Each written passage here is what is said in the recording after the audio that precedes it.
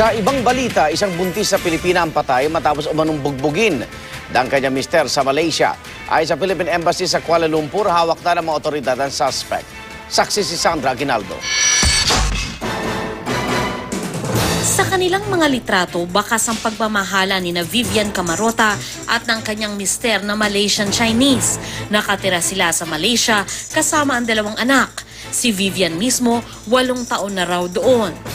Pero nitong Martes, namatay ang isang buwang buntis na si Vivian matapos umanong bugbugin. Ang suspect, ang kanya mismong kabiyak na si Yu Chinhua, na kilala sa tawag na Nikki.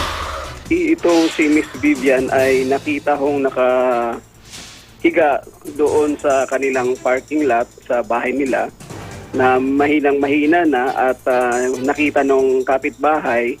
Dinala nga ako sa ospital noong Sabado. At after po ng 3 araw ay dineclare na siya ay namayapa na. Nakausap na ng Embahada ng Pilipinas ang Malaysian Police at maging ang ospital kung saan binawian ng buhay si Vivian. Based on the initial investigation ng police, ito raw po ay bunga ng pag-aaway ng mag-asawa at ang cause ng kanyang pagkamatay ay yung blunt abdominal trauma na gawa raw ho ng parang bugbog sa katawan. Ayon sa Philippine Embassy, hawak na ng mga pulis ang mister ni Vivian. Ang kanila naman 2 anak, nasa lola nila sa Malaysia. Hirap matanggap ng pamilya Camarota ang trahedya na nalaman lang nila nang may mag-iwan ng mensahe sa Facebook account ng pinsan ni Vivian.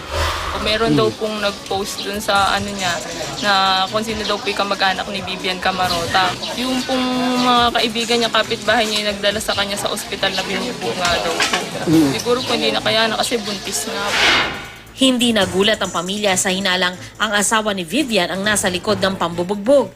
Madalas daw kasing pag-awayan ng mag-asawa ang pambababae umano ng suspect. Dapat managot siya. Sumuko naman siya. Ang kapal na mukha niya. Anak niya, kasawa niya, pinatay.